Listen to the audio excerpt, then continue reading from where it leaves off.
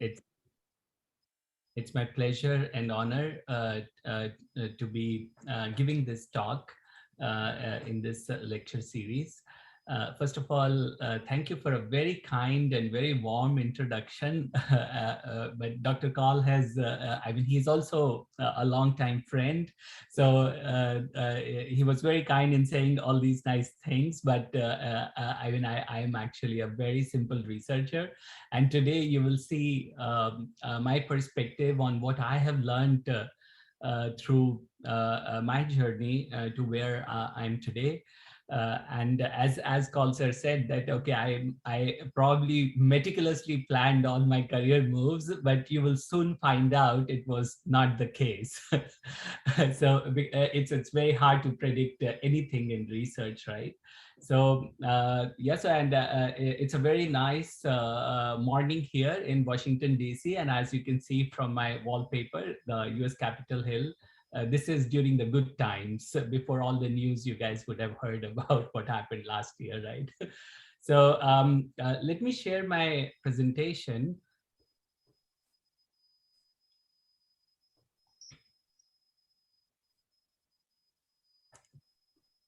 Okay, so I'm going to talk about some of the things that I learned about engineering and research, sometimes through hard ways.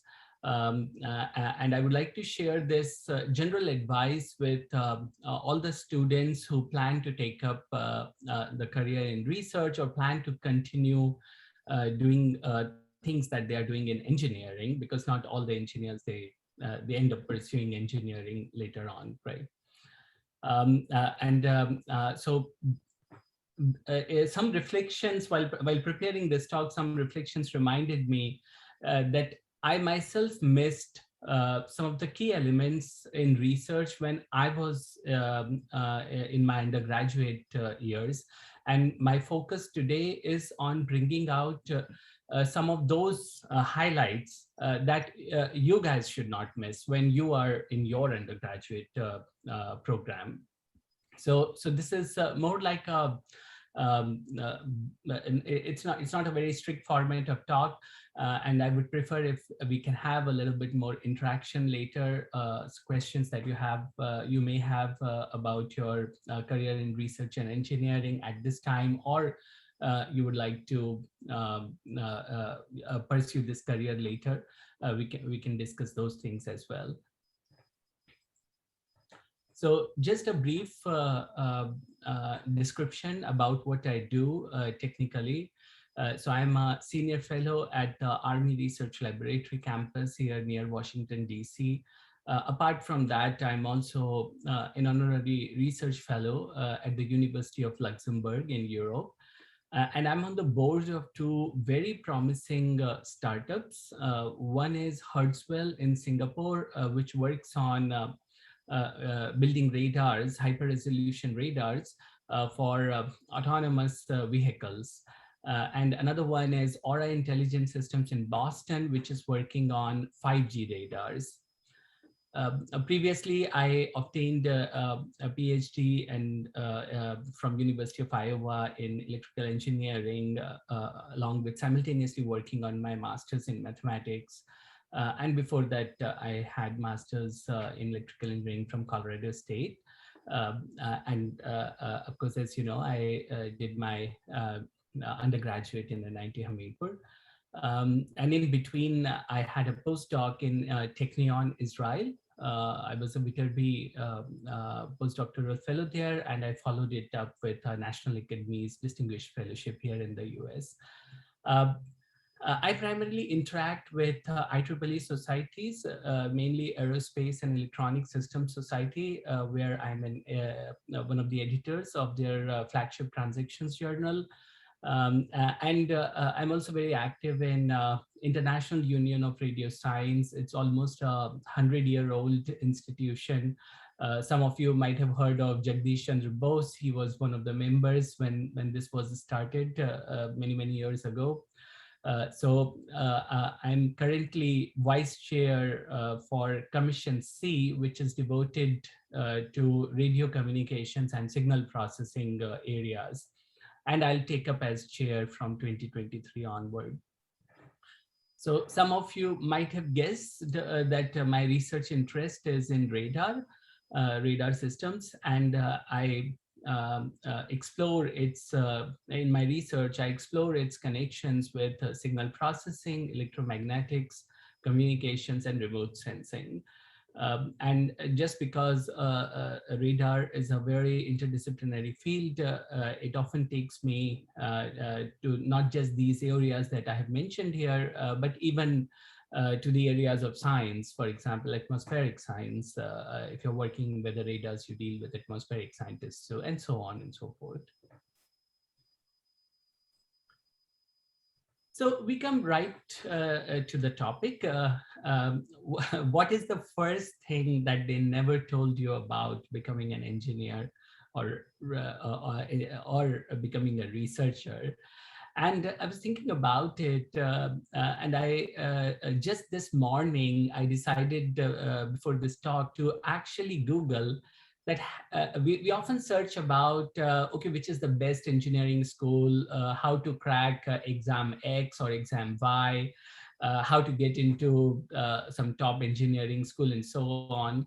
But what about actually Googling reasons not to become an engineer? And if you do that, the internet is actually filled with a lot of interesting search results.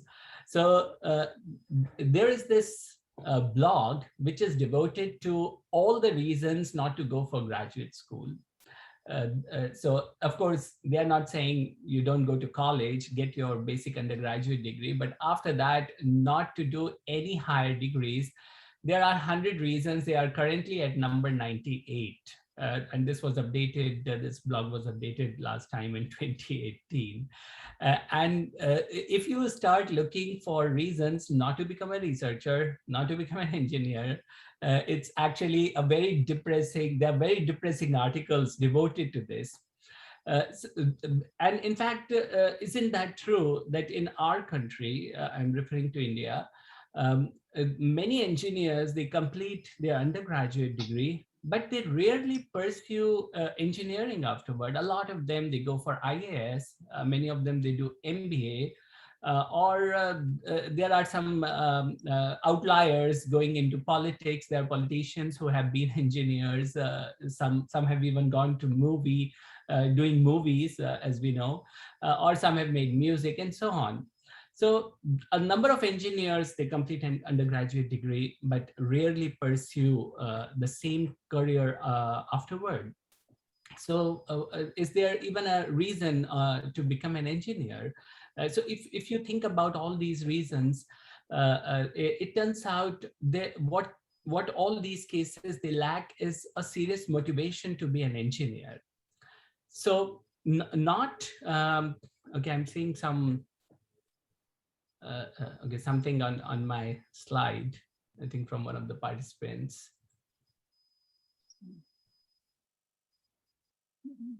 I don't think it's here because all participants are muted. Okay. It might have come from somewhere. Okay. Okay. Apologies for that. Let me see if it can go away. I cannot change my slides. I cannot go back. Why?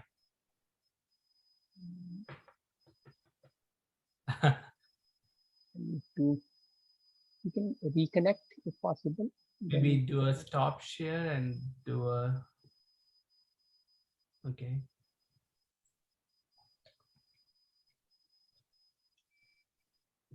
Okay, let me try. Yeah, now it is gone actually after.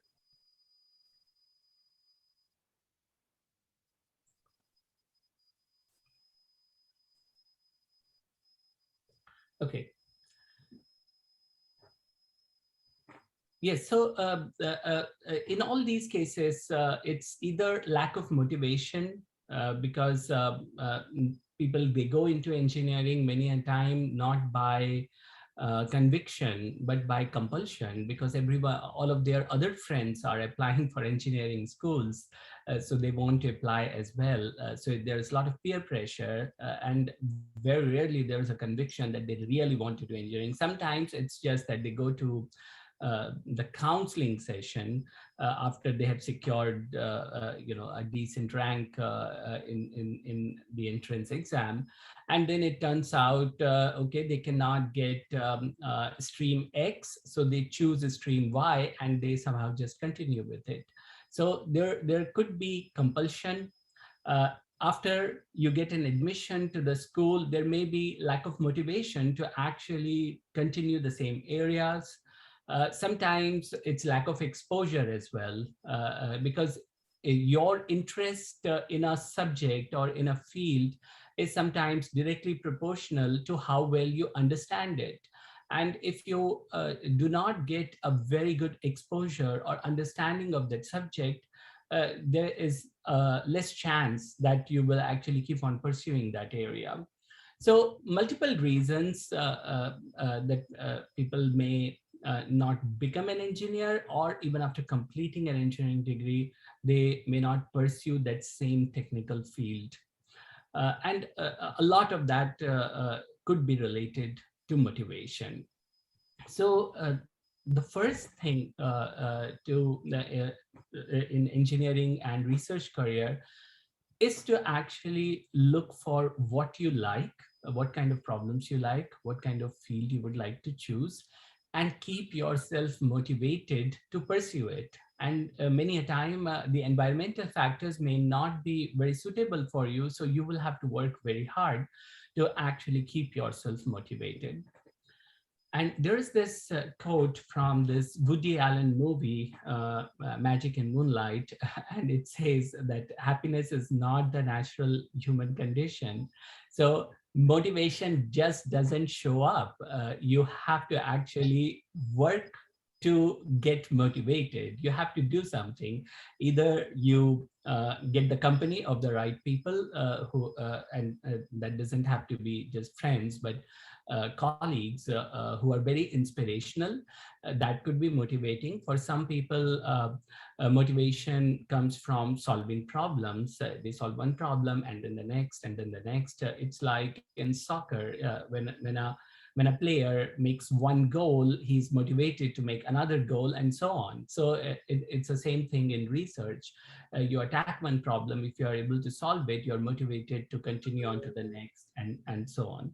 So inspiration could come from yourself, or sometimes you can look for inspiration or motivation outside, in your colleagues, in some other role models.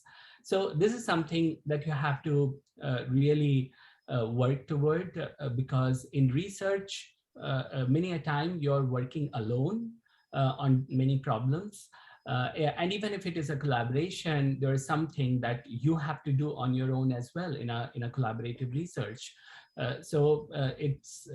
It's very obvious that sometimes people start feeling lonely or disappointed, and they may start losing motivation. So that's why that's a very first thing that you have to keep in mind. So again, coming to this motivation aspect, so here is something that I like from this web comics, PhD comics, which is devoted to life in a PhD program, but in general it's applicable. Lot of the anecdotes in that comic series are applicable to other fields also. And as I said, that engineering and research, they are not easy fields. They are difficult fields. And often you enter thinking that, okay, this is something great. And here's this cartoon which describes that how, as the years pass, how the ambition goes down.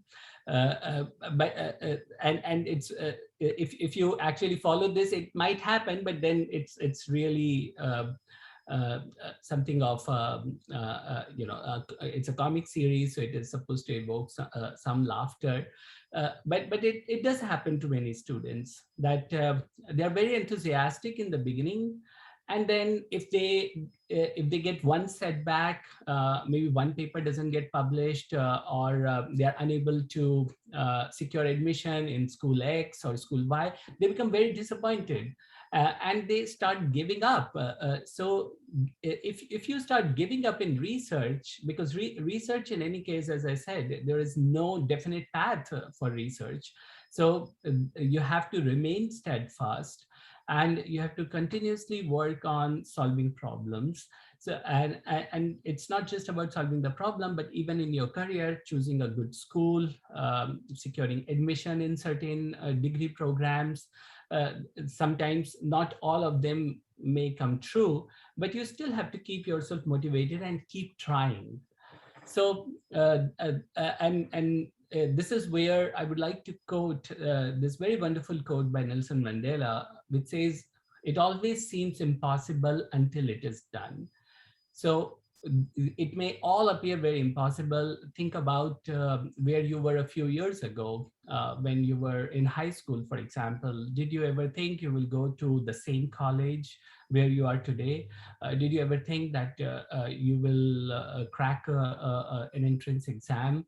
Possibly not. But today, when you look back, you can see that what may appear impossible for you, impossible to you, it was certainly very much possible, and within your reach, within the reach of your best efforts, actually.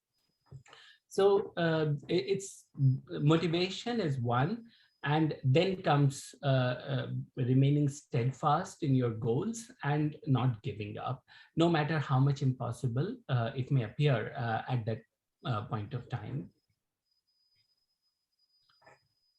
The second is the path, or lack thereof.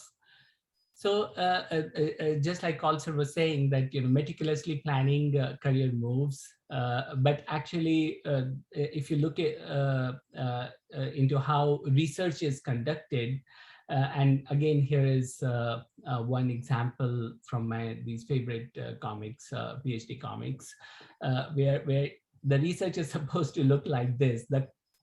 The career choices are also supposed to look like this, that okay, you research which career you want to take, and then you work toward it. There's probably an entrance exam, so fine, you and there are probably books to actually help you studying for that entrance exam. So you do all of that, you enroll into maybe some coaching classes, and then you take the exam, and then you get certain rank, and then you choose your college that you want, and then you continue like that. But then in reality, it doesn't exactly happen in that linear fashion. Life is very non-linear. So and research is also similar. Yeah, we start with something like this, but it really doesn't happen in this fashion, because sometimes you get stuck in a research problem, and then we don't know how to solve it, and it could be many years that you're stuck on that problem. So you start attacking it from a different point of view, that same problem.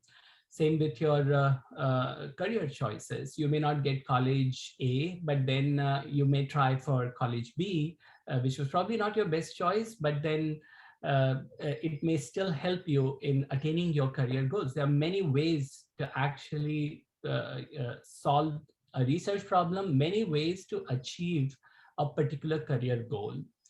So that is what you have to keep in mind, that don't get disappointed if you don't get the same path that you initially had in mind to achieve your goals. You can reach there in a multitude of ways.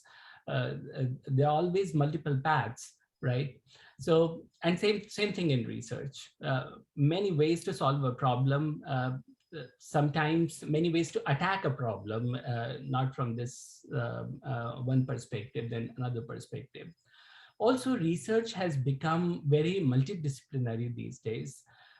Earlier, there was just physics or just chemistry, but in engineering, we are typically working with more than one discipline. So, just as an example, I work on radar, and it requires knowledge of many different fields, as we'll see in a bit in another slide. So when it becomes multidisciplinary, then clearly there are many knowledge of many disciplines required to attack the problem. So again, there is really not a single way to do solve it. There could be many. There was this one excellent talk that Richard Hamming, some of you may be aware who Richard Hamming was. So he was a professor and a scientist, and Hamming codes, they are very well known in electrical engineering. And he gave this talk on how to do research in a seminar in Bell Labs in 1986. It's an excellent talk. And there's also a YouTube video of this talk that you all can Google and watch it in your leisure time.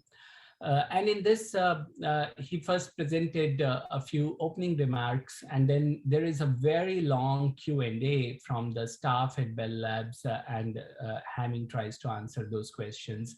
People ask many questions on how to conduct research, how much time they should spend in library.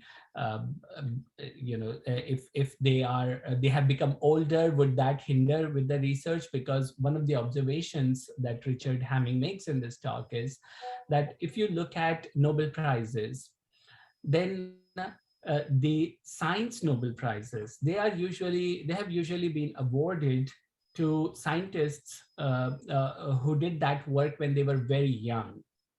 So just like William Bragg got the Nobel Prize for the work that he did when he was just 24 years old. And there is even a younger Nobel Prize winner, as I remember, younger than even 24 years old. While in literature or in the peace prizes, there the achievements to the winners have come when they were very old, at a later age. So in humanities, the work matures at a later age. That's the implication of Hamming's observations. But in science, the achievements, they come early on.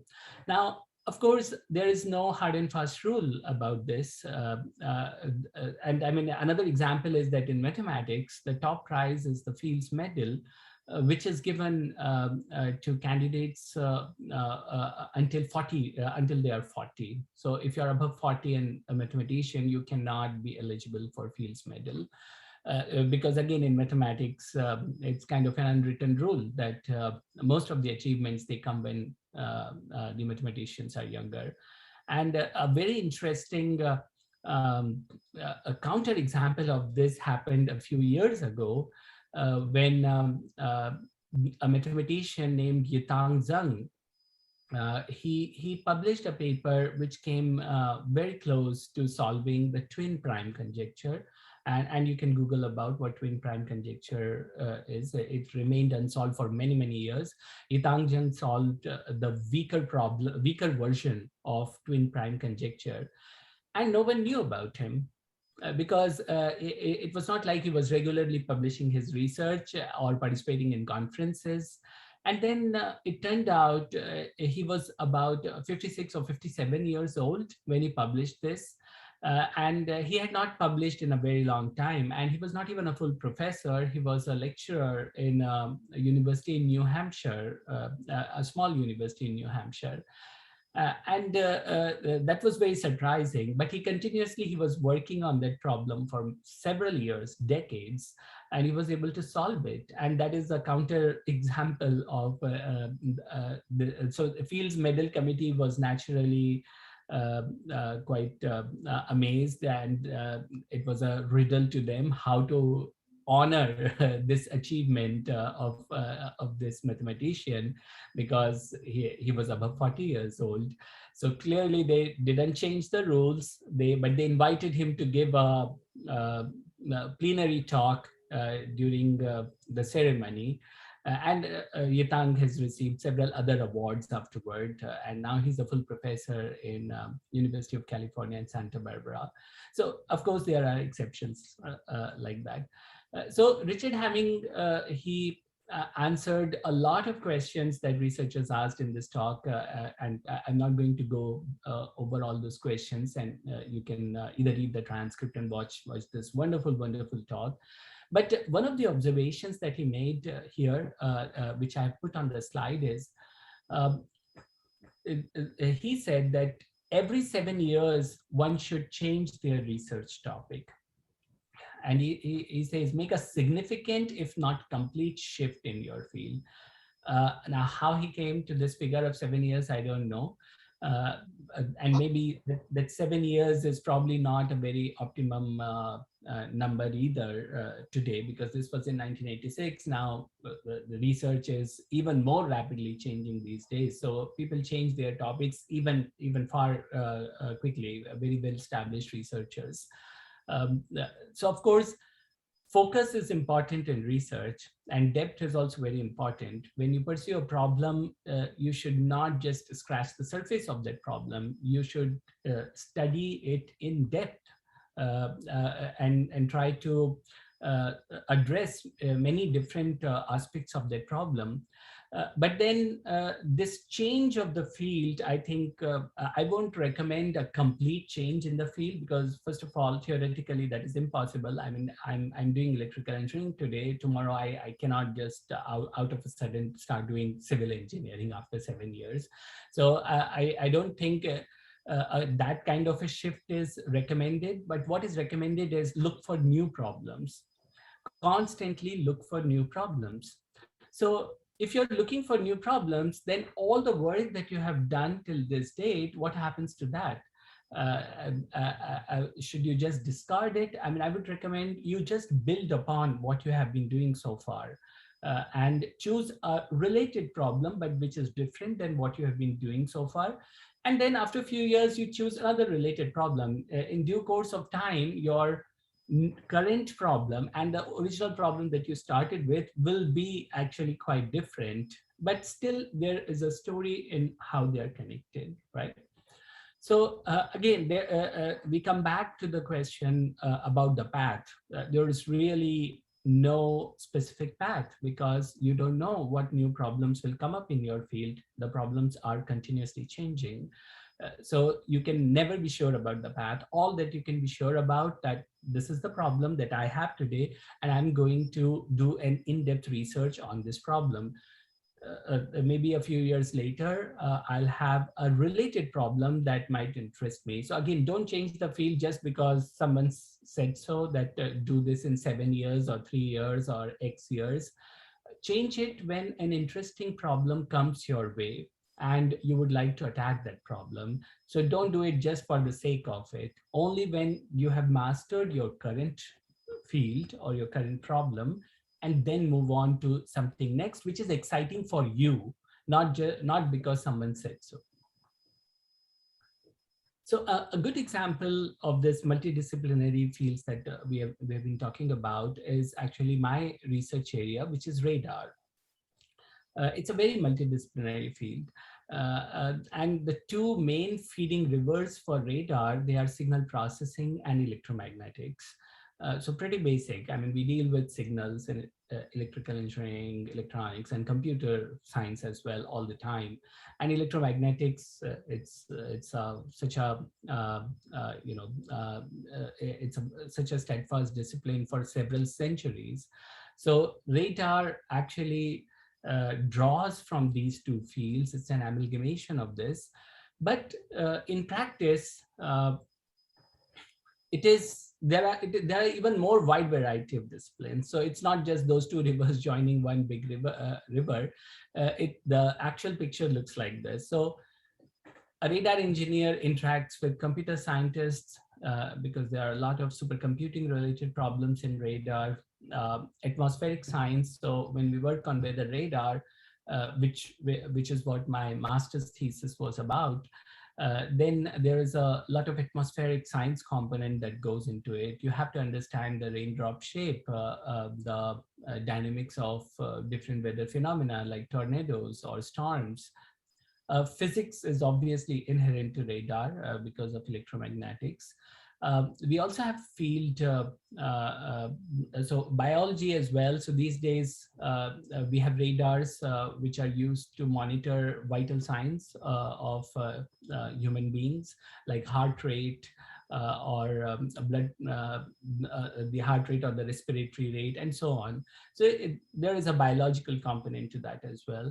There is also a field called radar entomology, where and radar ornithology, where we use radars to observe insects and birds flying around. So study of birds and insects using radars, that comes under these two fields.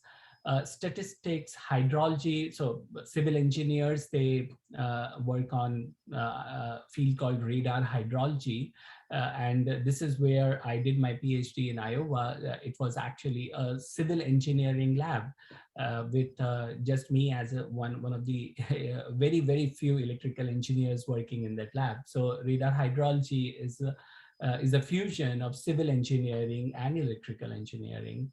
And then vehicular technology. So all these companies on the boards of which I'm a member of, they work on autonomous vehicles, and one of the sensors to enable this autonomy in vehicles, not just on the ground, but in even in the air, like for UAVs, radar is one of the key sensors to make it happen.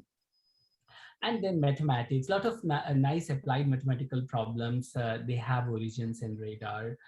So I mean, if you go to Google Scholar and search some of my papers, a number of them are written with mathematicians, applied mathematicians. So uh, radar is a very good example of this.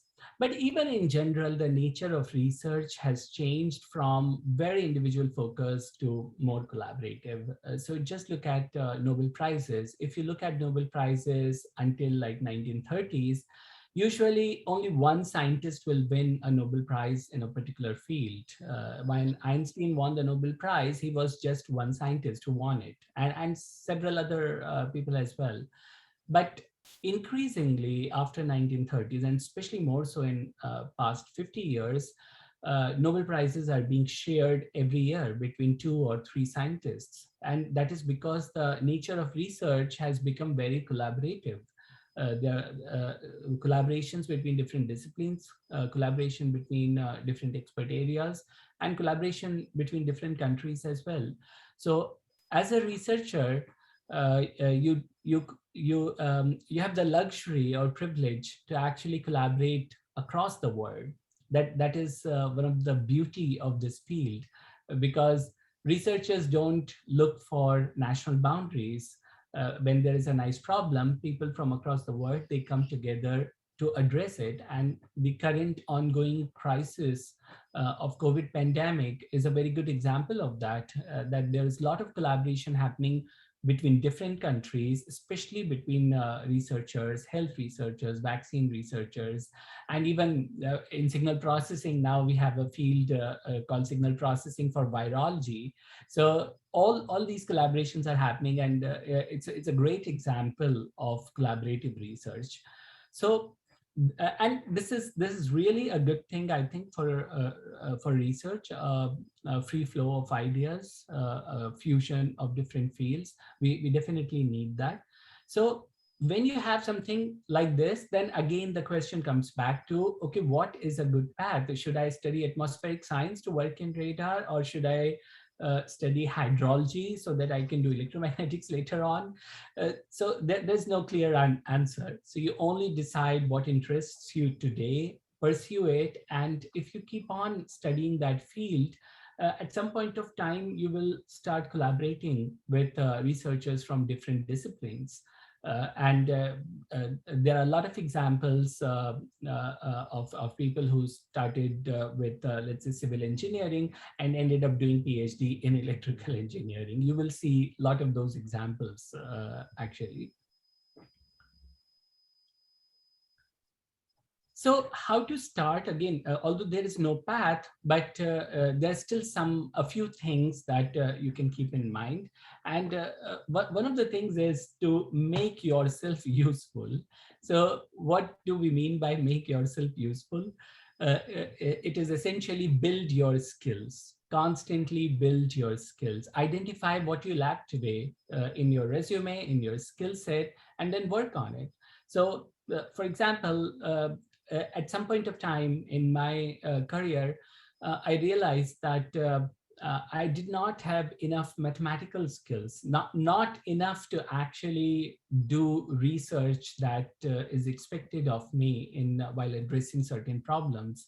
And at that point of time, I had already completed my master's in electrical engineering in Colorado, and I was working on my PhD. It was a very mathematical topic, but then I realized I don't know analysis, functional analysis. I have not studied differential geometry, and a lot of these concepts, they were coming into play constantly in the papers that I was reading for my own research.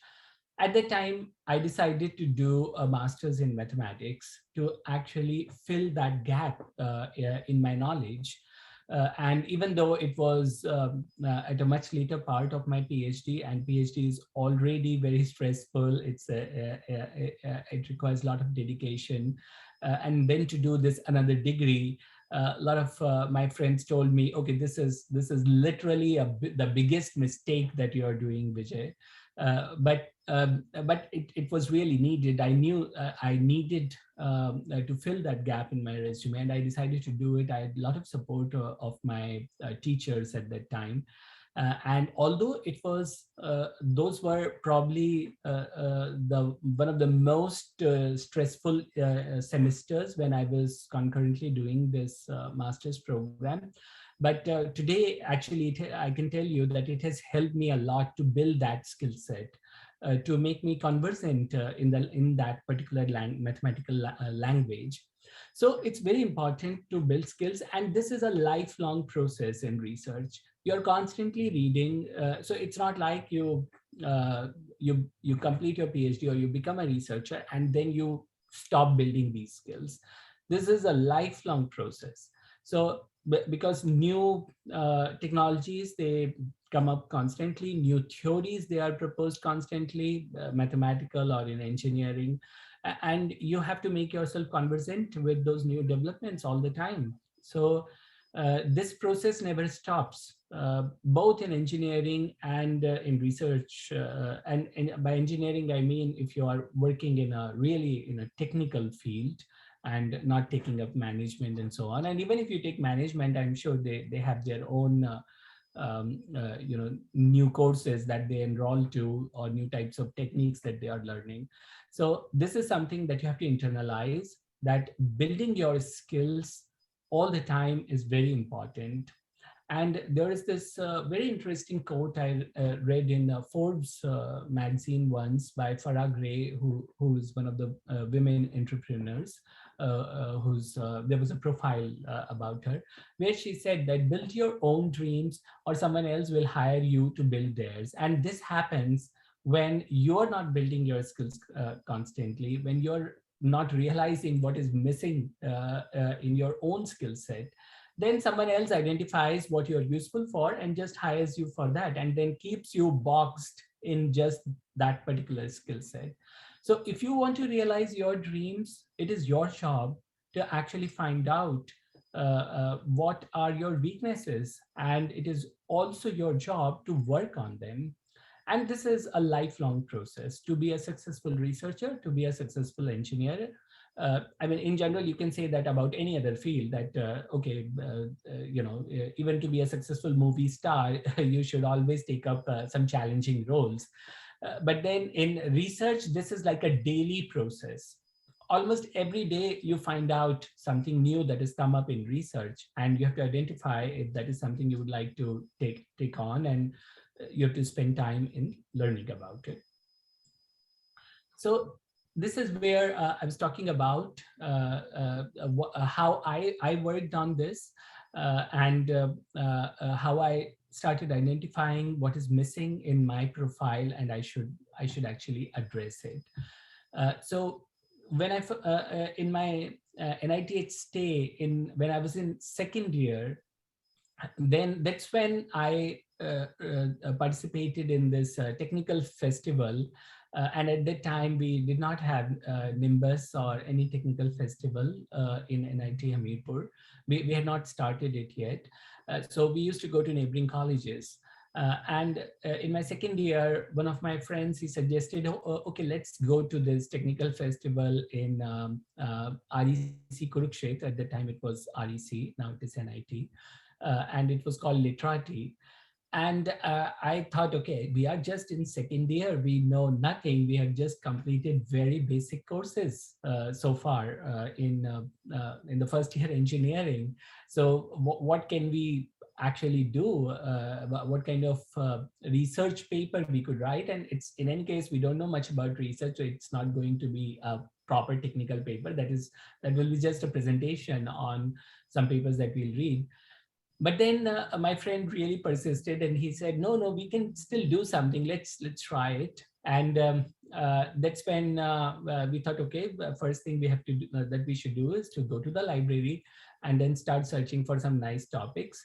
And at the time, neural networks was very popular. And even today, I mean, it has become even more popular with deep learning and machine learning. So talk about some foresight here. So we went to the library, and at the time, Google and all these search engines, they were just coming up, but we didn't have that kind of internet in college at that time. But in the library, there was a local network where one could search for papers, and then you would do that search downstairs, and then you will go upstairs and try to find out, the journal in which that paper appears. But we couldn't search it ourselves at that time. So we went to the librarian, and we would tell the librarian, okay, these are the keywords that we want to search.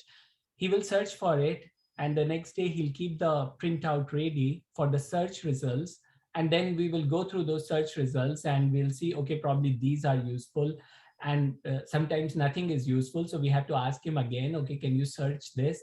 And then again, next day we'll come and we'll see what are the search results. So there was no instant gratification as we have with Google today. At that time, you'll have to wait for many hours or at least a day to see the search results. And that is how we started reading papers on neural networks. And then we went to NIT Kurukshetra to participate in this. And we were a second year team. And I think we came second in that contest. And that was really an encouragement to actually look into this. And then we participated in every year, and every year we won something there, second year, third year, and even the final year. And it was so happy that a lot of other batchmates, they also got inspired with this. And I think when I was in final year, then a very big team from Hamirpur went to NIT Kurukshetra to participate in literati, which was like a first of its kind that thing happened.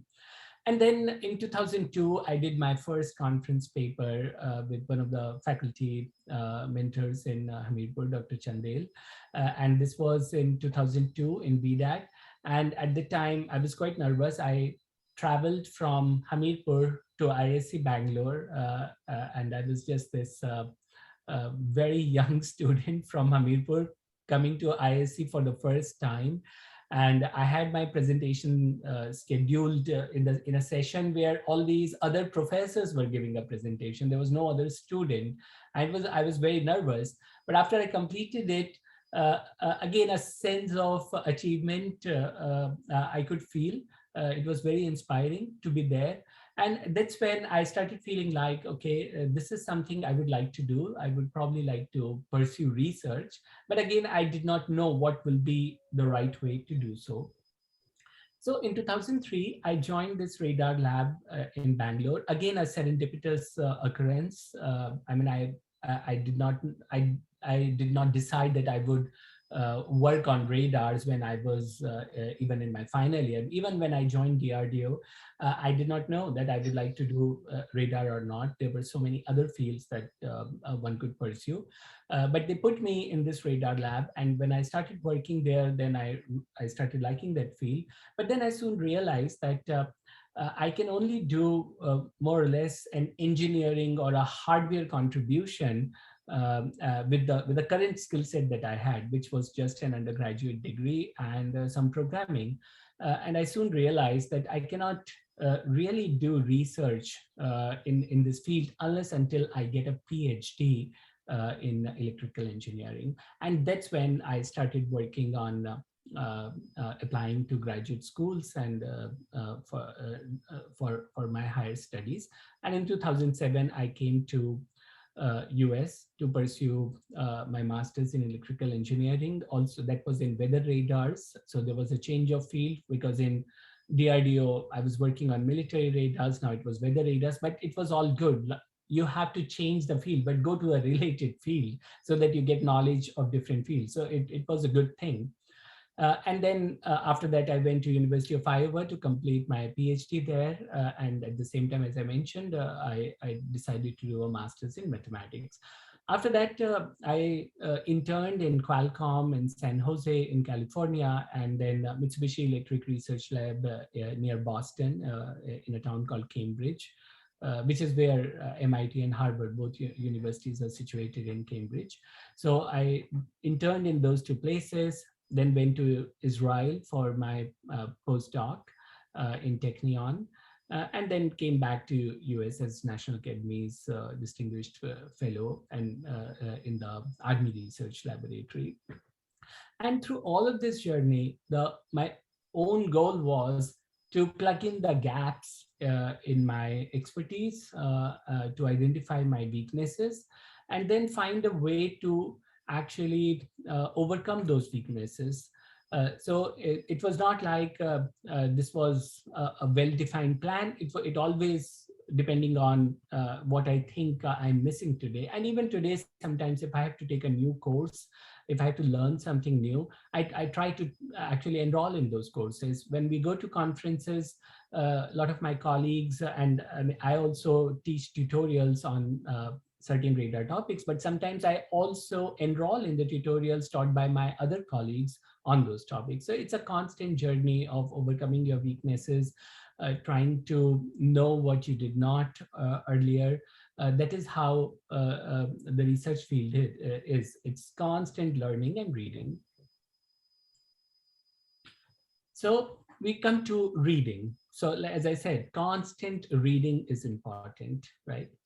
So you should regularly read technical papers and articles, even those which are not from your field, because if nothing, you would learn about how research papers are written. And attend a lot of technical talks, including that are not from your field, because it's always good to see how research is conducted by other researchers. So even if you don't understand the topic, still go for those talks, try to attend those talks. You will get something from it. And sometimes reading papers is actually fun. So an example here is, this is an article by Professor Martin Wetterli from EPFL, Switzerland. And this article appeared in IEEE Signal Processing magazine in September 2009. So if you read the abstract, such a wonderfully written abstract, and we people from electrical engineering and perhaps even computer science would recall Nyquist-Shannon sampling theorem. And here is an alternate statement by Professor Wetterli for that Nyquist-Shannon sampling theorem. So he writes, classical digital signal processing lore tells us the tale of a continuous time primeval signal, of its brutal sampling, and of the magic sign interpolation that under the aegis of band limitedness brings the original signal back to continuous life. This is exactly Nyquist-Shannon sampling theorem, but written like a fairy tale, brutal sampling, tale of a continuous time signal. So many a time when I read these papers, especially by these very well-established researchers, it's very interesting just to see how they actually write their research and how they convey their research. There is this very old anecdote about Einstein. So of course, there are a lot of anecdotes related to Einstein. Most of them they are not true, but some of them are just worth reflecting upon. So there's this anecdote involving Einstein and another scientist whom, just for the sake of this talk, let's call that scientist Smith, but there's no Smith. So and Smith claimed that he's a better researcher than Einstein. So researchers and fellow colleagues, they invited both Smith and Einstein to speak on relativity, and let's see who can get the concepts they are teaching. The anecdote goes something like this: that when Einstein explained, only one person could understand what he was talking about in that entire crowd. And when Smith explained, no one could understand. So, conveying your research and conveying your ideas is very important. So, researchers, whenever they publish their work, first of all, when first they have to conduct research, then they have to write papers which are reviewed by their colleagues, and then the papers are published. But the task of the researcher doesn't stop there. Researchers often tour conferences, they teach tutorials to explain their work. So it's the researcher's job to actually convey his or her work to his colleagues through many means possible, through talks, through papers, and so on, and sometimes even correspondences. So it's important to actually go for technical talks, to read technical papers, even if you're not working on those topics. Maybe in future you will. Or sometimes just to actually enjoy reading papers. I mean, interesting papers like these. So without reading technical papers, you cannot build a knowledge repository for yourself. And typically in research, we read at least one or two papers every day. Every day, at least you should read at least one paper. As you become an advanced researcher, then you're constantly reading papers. You're constantly reviewing papers also written by your colleagues. So again, a few more interesting papers. So many a time we read in the mainstream news media about some science news, but very rarely we go back to read the actual paper, which could be actually even far more interesting. So some time ago, so I'm just giving examples of these science journals and magazines where actually a lot of interesting research is published, even though these are not my field, but in a very there's a very tenuous connection in which it is related to what I do. So for example, we have Markov models and probability. And some time ago, there was this paper published in PNAS, which is the top journal, Proceedings of the National Academy of Sciences, which was about decoding Indus script using Markov models. So as we know, the Indus script has not been decoded so far. No one has been able to read it. And this work was about just finding out whether it is a script or not. Can we say that, okay, these are not just bunch of symbols, but actually a script? And for that, these researchers, they used Markov model to actually understand it. And it's a very fun paper, very nicely written paper. Another paper appeared in Science magazine about the excavations in Rakhigari, where they found evidence of the very first curry made, where they found some bananas, some potatoes, some spices, turmeric, etc., in a pot that they excavated, and that gave evidence of the very first curry that might have been cooked in the world ever in the Indus Valley civilization. And this was a paper that was published in Science, and of course, when it was reported in news media, it was highly simplified. But if you go and read this paper just the way it is written, very interesting. Another paper in 2009, published by the researchers from UCLA, was about when the US Army was trying to find out exactly where Osama bin Laden was hiding, and they had no at the time it was not known. So these researchers, based on a lot of evidence, based on published news or internet activities, they came up with three places where bin Laden could be hiding. And they suggested it could be in Pakistan. And people didn't believe, but this was all a very probabilistic analysis based on probability theory. And it's surprising that when bin Laden was actually found out in 2011, it was very close to one of the three locations that these researchers had concluded in their article. Very interesting articles are published, technical articles. So we read what we read in the mainstream news media is a very simplified version of it, but try to make it a habit of reading technical articles, of reading this in technical magazines, right? I mean, Scientific American, New Scientist, those are great to start with, but they don't publish original research articles. For that, you have to go to some of these proper journals.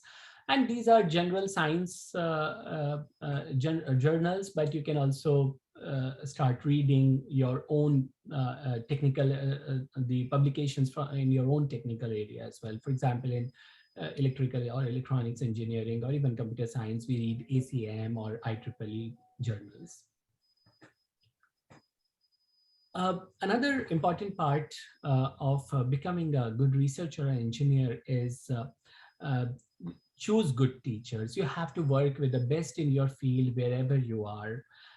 Choose the people who are knowledgeable, and at every step of the way, you have to keep in mind that choosing a good teacher is a key to be conducting research on important problems, to be understanding your field.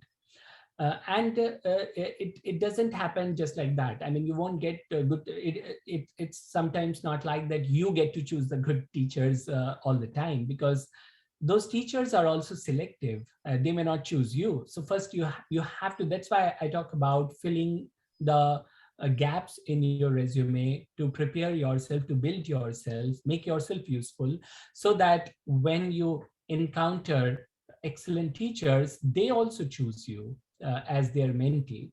So it's very important to actually choose good teachers. And what is very important here is that you don't need someone who is nice or famous. So you don't need to choose someone who is nice, because nice doesn't work in research. You need someone who pushes you. You need a teacher who pushes you to the best of your limits, and who is not nice. So if you are unable to do something and you say, "Oh, sorry, I couldn't do this, I was busy," and if a teacher accepts it, and you want that kind of teacher, you actually don't want that. You want someone who pushes you, who pushes you to do the work by the deadlines, who pushes you to actually become the best version of yourself. And at the same time, you really don't need someone who is famous, because a famous teacher may not have time for you. You know, famous teacher may always be traveling. Famous teacher is always busy in their own commitments. What you really need is a teacher who is very passionate about his or her field, who knows the field, and is very excited and zealous about working in that field. So that's the person that you should choose as your teacher, not someone nice or not someone who is famous, because in both cases, that is not going to work out for you if you want to be a successful researcher, if you want to become the best version of yourself. Okay, and then we have organization. So research, it requires focus. There is a lot of time that you need to focus on reading. We already discussed so many steps. There is a lot of reading. And I mean, Malcolm Gladwell, he wrote this book, Outliers. It came out a few years ago, and it has this very famous rule that he proposed. And he says that to become a master in anything, you need at least 10,000 hours to work on that. This does not work for research. Any amount of time you invest is just not sufficient. And also, if you're able to solve the problem, there is always an advanced version of that problem in waiting. So it requires a consistent time investment, and a lot of focus is needed. and all this 10,000 hours, these kind of management rules, they just go out of the window when you're working on research. In fact, what is more appropriate is one of my teachers told me that research is like an exponential distribution. So no matter at whichever point you are, there is still infinite to cover. So there's always, it's always like this, and you have to just internalize this thought that even if you're solving one problem today, there is just an infinite amount of things that are left to do. There's just so much to do. Research just keeps on. I mean, it's not surprising to hear about professors who are 80 years old and still publishing papers. Because there is no stopping in research. There are always excellent problems that are coming up. So you need focus and a lot of time investment. It's not a field where you can just scratch the surface or hit and run. It's nothing like that. And you're also constantly training yourself.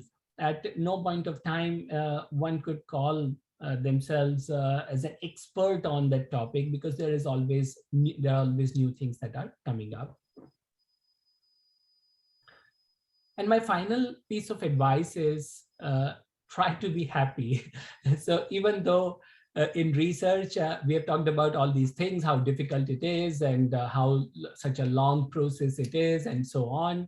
But then it's not like you cannot enjoy research. So you have to learn to enjoy your research. If you don't, you have to, it is very important to enjoy doing what you are doing.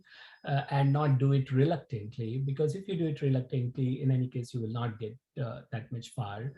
One of the things that I have observed in researchers is, so a lot of them, because it's sometimes they are working alone and long hours, a lot of them, they start going into this spiral of depression because the results are not coming and so on. But that is the very nature of the research, and almost everyone deals with it. Self-doubt, depression, these everyone has these bouts of these negative emotions. It is not unnatural. So you have to just understand that it's only temporary. And as you keep on persisting doing that work, it will gradually go away. And if nothing, if you're working on multiple problems, if you get stuck in one, you move on to another and return to that problem later, right? Find many ways to solve it. And if you cannot solve it on your own, but if it's a great idea, you collaborate with a colleague, or you collaborate with another researcher, if not in the same country, another country, not in the same institution, another institution, and collaboratively you can solve that problem.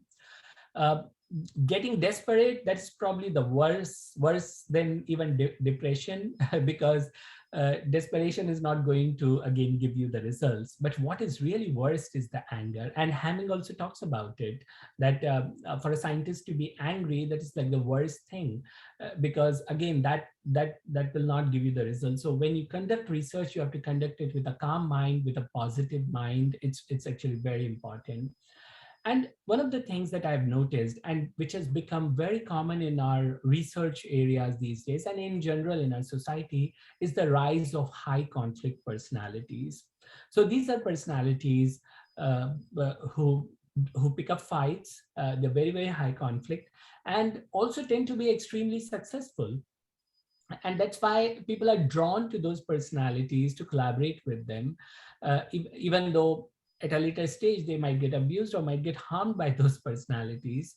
So this is a phenomenon. A lot of psychologists are studying this, that why a lot of successful people, they are also high conflict personalities and vice versa. And this is something you have to be very careful about while choosing your collaborators, while choosing the place where you work at, because in the end, it might affect your mental health. And you may not be very productive as well. So not just enjoying your work is important, but also choosing who you work with is also very important. You don't want to work with someone who steals your work. You don't want to work with someone who puts you down, and you don't want to work with someone who is a high conflict personality. So all these choices, at least in the area of research, is very important. And I'm talking about enjoying, enjoying your time in research. And I mean, I myself was doing many different things when I was in Hamirpur, and that really helped me in also focusing on my research. So in my first year, I went to Manali, as you can see from this photograph taken in Manali. In my second year, I was participating in hostel night. This was in Kailash Boys Hostel. Third year, I was in English club, and this is a photograph from Hill Fair. We had a wonderful Hill Fair, a lot of nice memories from there. And in final year, this is from Saraswati Puja that was I think it was still held in Kailash Boys Hostel at that time, but I was living in Mani Mahesh Hostel. So enjoy your time, not just in NITH, but otherwise also involved in your other activities. It's not like you will not get time to do what you like, but you still have to remain focused on your research goals. After all, it's not, as I said, in research, there is no one thing that decides where you will be. There are a lot of factors. So as you can see from this chart, that yes, the good institutes, they want you, but you have to meet all of these other requirements. You need to have good connections, some research pedigree with a famous researcher. Research accomplishments are needed, lot of publications, that is published papers in peer-reviewed journals or conferences. Need to have good writing skills. You need to be able to bring money to the institution. So you should be able to get funded. You should have good speaking skills. You should have so many different skills. You're not going to get this in 1 year or in 1 month or in one degree program. So as I mentioned, that these are all the things that are eventually needed, but then you have to work toward it. And that's why this identifying what you miss and then plugging that gap is very important. And that is a process that will continue throughout your career.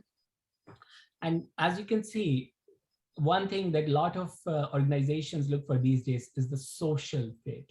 So that stereotype of scientists, who are antisocial or unsocial, that is no longer true. These days, institutes and departments, they definitely look for people who are a good social fit to their culture, because no one wants people who cannot be collaborative, who are not fun to work with, and who prefer to just isolate themselves. So that's why I talked about enjoying your time to socialize. Those elements are also very important, not just for your own mental health and general well-being, but also because these days employers, they actually look for those traits while hiring people. So with this, I would wish all of you good luck, and I hope some of the things that I talked about may be useful for you. As I mentioned that I'm on the board of this Singapore-based startup, Hertzwell, and any of you who are considering a career in autonomy or just want to do internship in Singapore and have skills in signal processing and radar and those allied fields, please feel free to send your resume at this email that is here, and someone from HR would take a look at that. And with that, I would like to close, and thank you very much for listening and giving me this opportunity to talk about some of my reflections.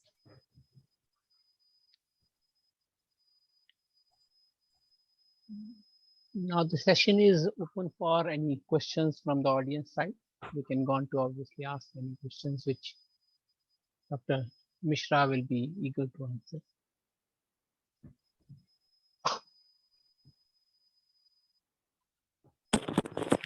Good evening, sir. Yeah, hello, Komish. Yes, sir. Sir, could you elaborate the use of probability in finding the Osama bin Laden? Finding the location. Okay. Sir, so could everyone also introduce themselves, like when they are asking question, like what year they are in, or because that could be useful as well. sir, I'm in third year electrical engineering student. Okay. Yeah, so I mean, there were multiple factors that these researchers, they considered. For example, they considered that about the news about spotting certain members of the organization in certain areas.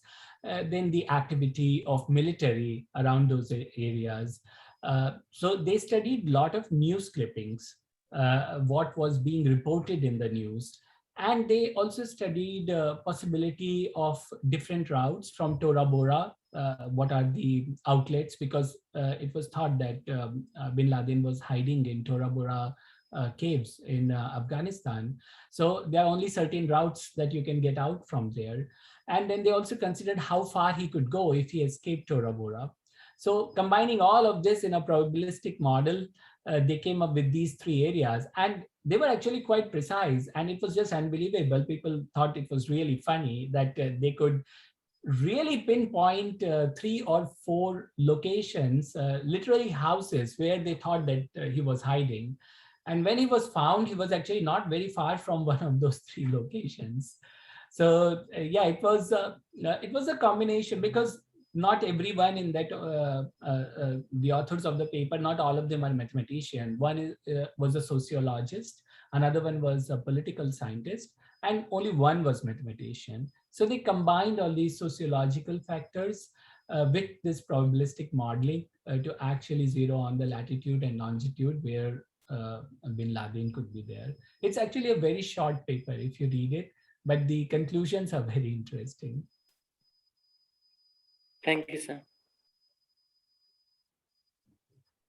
Thank you. And sir, one more question, sir. Sir, can you name the most popular but easy to understand scientific or technical magazine to start? There are many. I mean, so it also depends on the fields you're interested in. So of course, Scientific American, New Scientist, they are for general public. They do, as I said, they don't publish papers, but they publish news about research. And then if you look into just some general research publications, which also publish papers as well as news. So Science is one of them, Nature is another, PNAS is another. These are all general publications. But so I would say don't rely on just one publication. Try to read multiple of them. Now, Scientific American and New Scientist is something we used to read when we were in high school, because or even when you are in undergrad, you can still read those magazines. But then for proper research, in order to be able to conduct proper research and orient yourself in that field, you should read the technical journals of your own field. So if you are in electrical engineering, so as you know, IEEE is a very large publisher of technical journals from electrical engineering. And you can start with Proceedings of the IEEE, which publishes long format tutorials on various topics, not just devoted to one particular electrical engineering topic. And from that could give you an idea of getting started in a particular problem. We also have IEEE Spectrum, but then again, they are not papers. It's like a IEEE equivalent of Scientific American, right? So start with Science, Nature, PNAS, Proceedings of the IEEE if you're in electrical engineering. I think a great way to start. Okay, thank you, sir. Some others, if some of you have some other questions.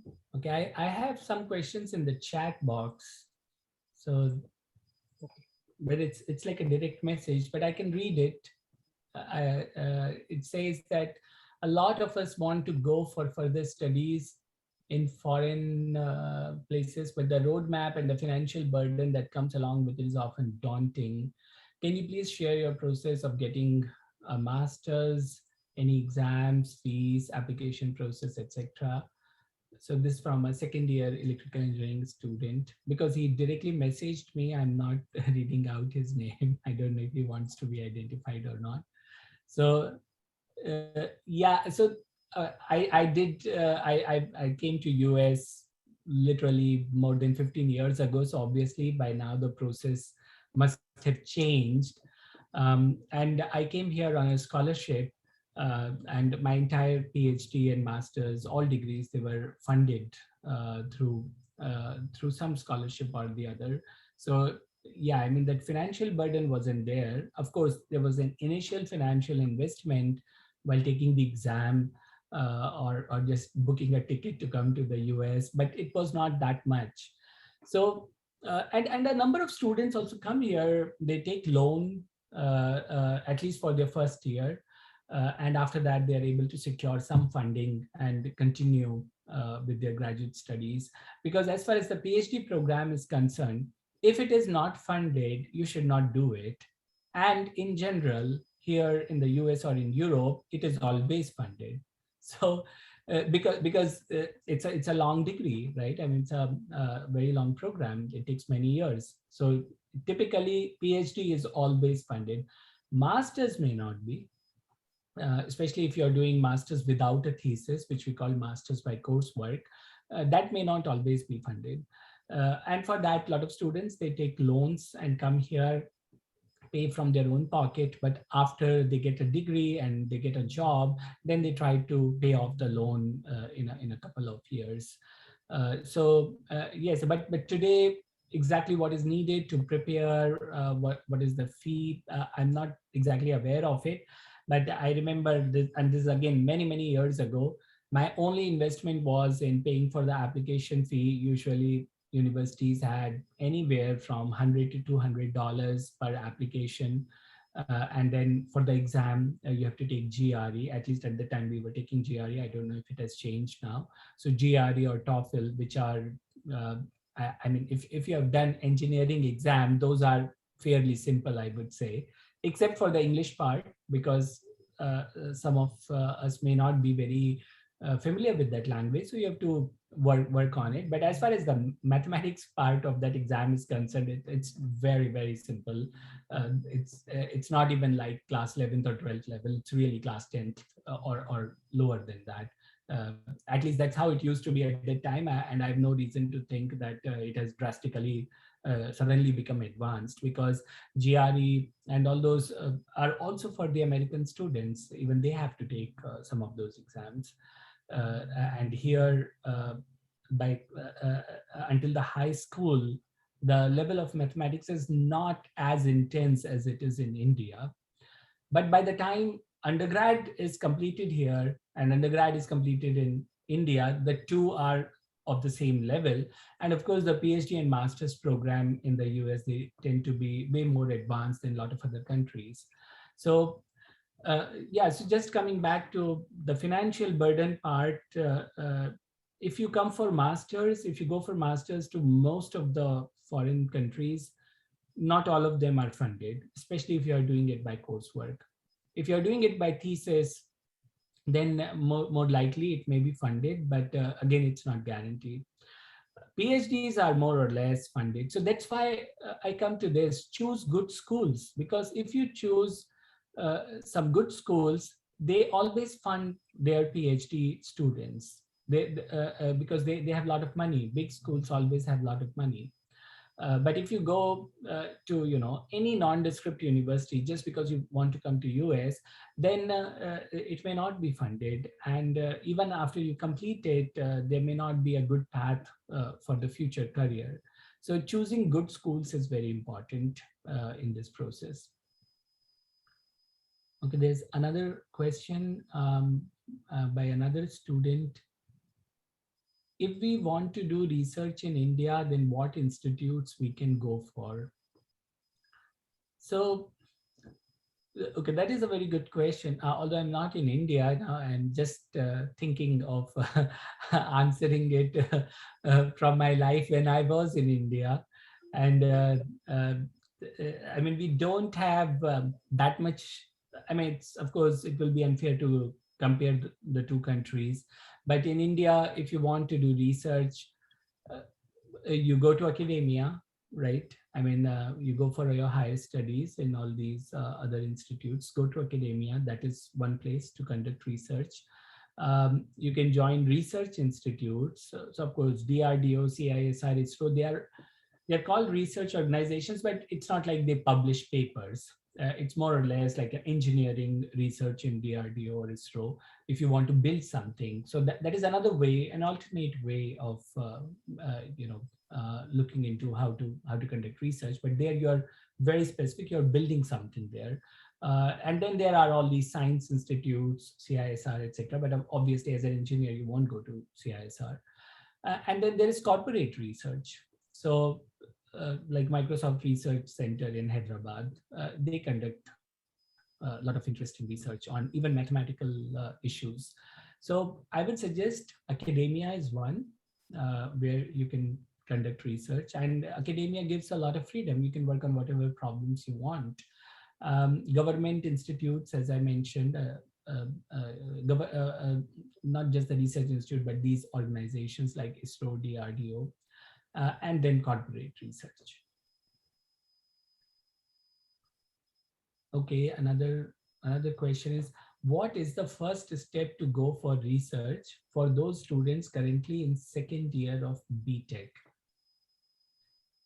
Yeah, so you have to, I mean, if you're in second year, you have to learn a lot of things. First thing is to choose good courses, to choose courses or in the areas that you are interested in, because you have to build yourself. There are a lot of skill set that you have to earn. So start identifying the topics that you don't know about, take courses in those areas, work with the faculty members who work in those areas, because they can guide you in picking up good problems, or just in general can guide you in what could be interesting issues related to those areas. Read a lot of technical papers, start reading them. You may not understand everything, but with time you'll start appreciating some of those things, and that will also tell you what you are missing right now. If you don't understand a paper, you don't know about that topic, and maybe you may like to do a course in that topic, you may like to do a project in the topic. When you go for these summer internships, then that is also a very good opportunity to find out what is happening in your field. So in second year, I would say focus on identifying the trends in your field, what are currently interesting problems or topics, and then find out ways to earn knowledge in that field, either through courses, technical papers, or working with faculty who work on those topics.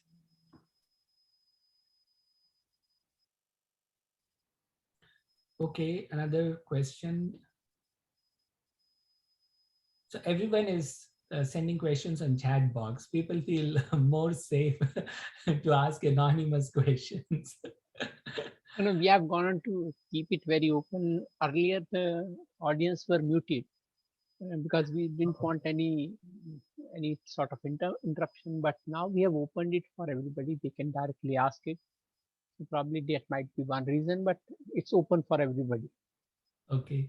So one more question is, you said a thesis helps.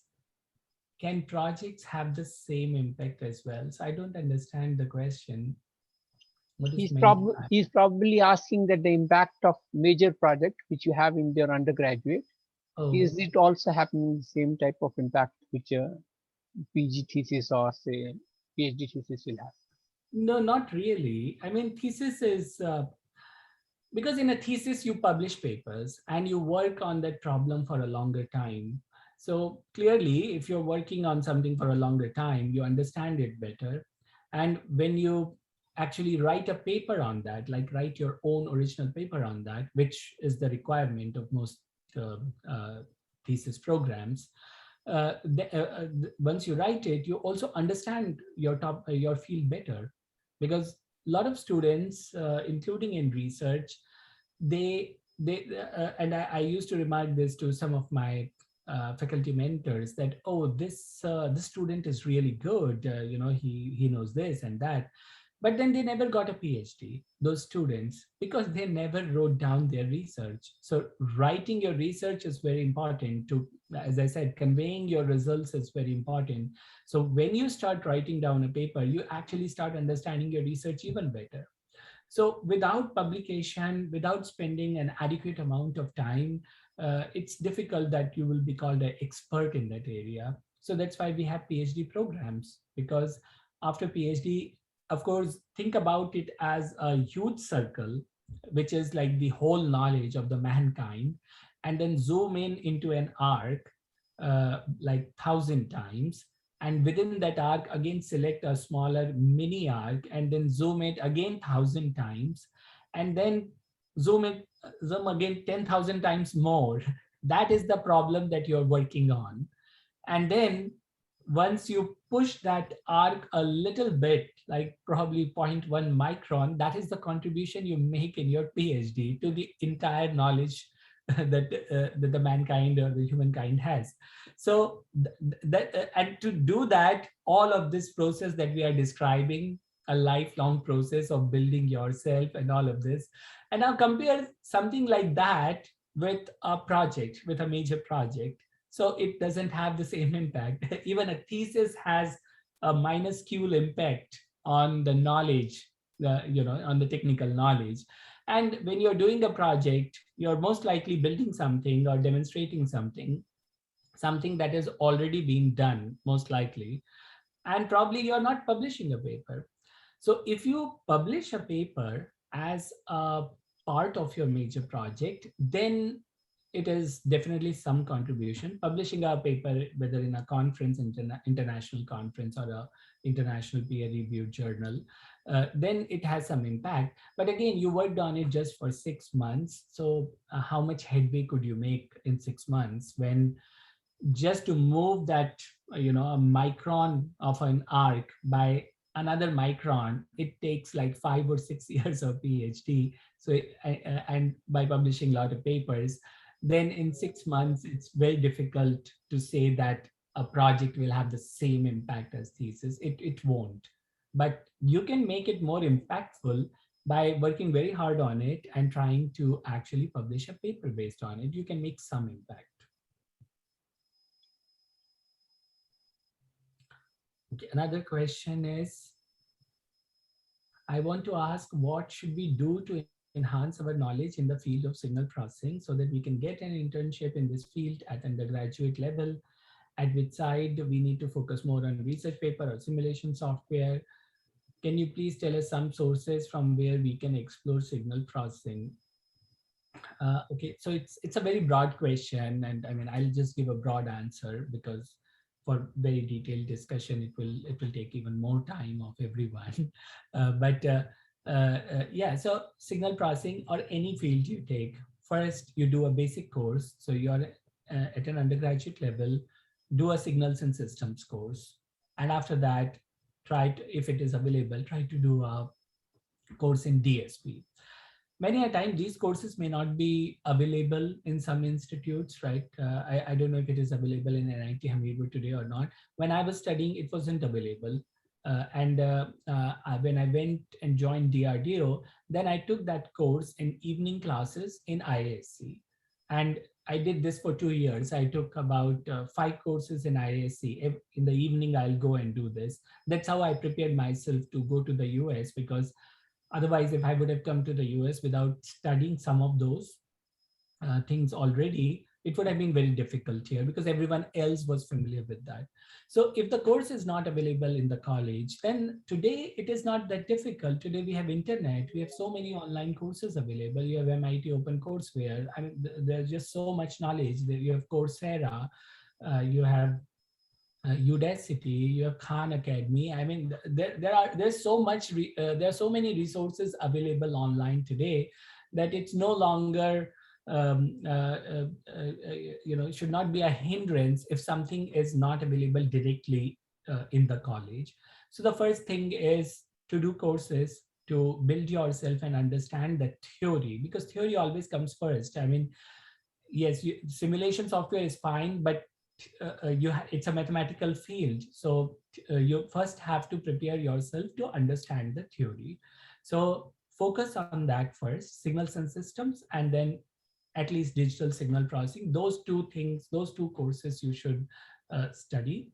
And then simulation software, that comes after you have mastered the theory. And of course, programming helps these days in getting jobs and getting internships. But that should not be the primary concern. Primary concern is to first understand all the theoretical concepts clearly. You should be able to solve problems in, let's say, Oppenheim and Schaefer book. You should be able to solve the exercise problems from there and understand it, right? And after that, you focus on building the simulation or software skills. So yeah, so I think I answered this. Some sources from where we can explore signal processing. So as I mentioned, I mean, there are a lot of online courses available. There's also a very nice book, Understanding Digital Signal Processing by Richard Leons, which actually discusses a lot of interesting aspects of basic signal processing issues. So that is also one book. IEEE Signal Processing magazine often publishes a number of educational articles about some basic issues related to signal processing. So yeah, many resources. But first start from understanding the basics.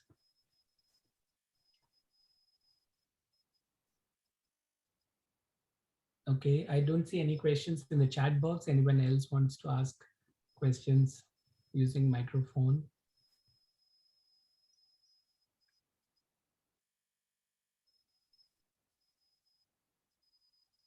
I think that people are already finished with their set of questions and they are feeling that he's too heavy with his research material and is giving us only that. Those no shortcut route uh, to achieve that job and internship immediately. In fact, we are extremely thankful to the participants also and to our expert speaker.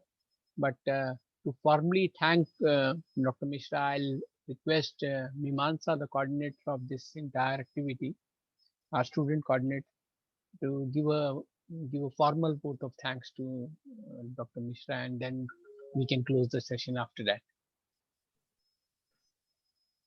Thank you, sir, for your inspiring words. I'm sure that everyone who attended the lecture today are inspired and are grateful for the knowledge that you have shared with us.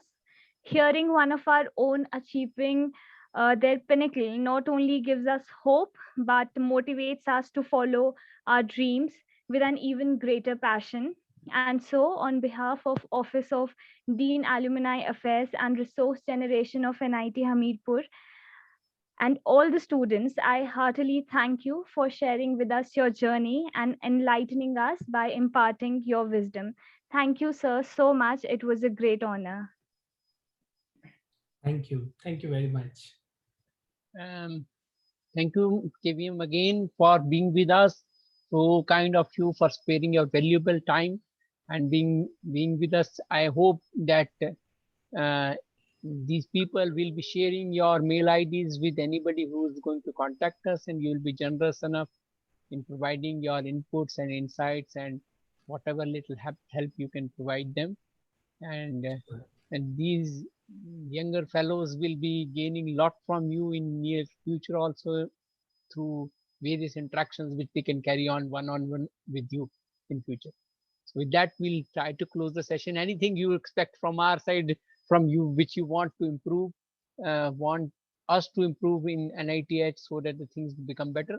In fact, we are having a signals and systems course and DSP course already. Now, even in electronics, they have.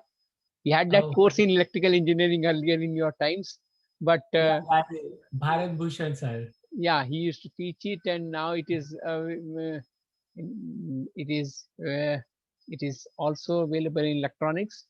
There are 2 courses, and around 5 faculty members from the signal processing background are in ET now.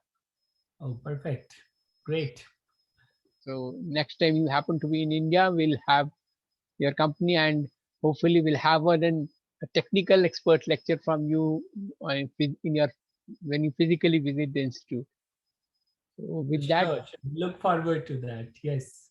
Okay, so with that, we'll close the session. Thank you again. Thank you. Extremely grateful to you. Thank you. Pleasure is all mine. Thank you. Thank you, sir. right? So we'll close the session. Okay, Again. all right. Yeah. I'll close it, and all people can leave. Thank you all, one and all.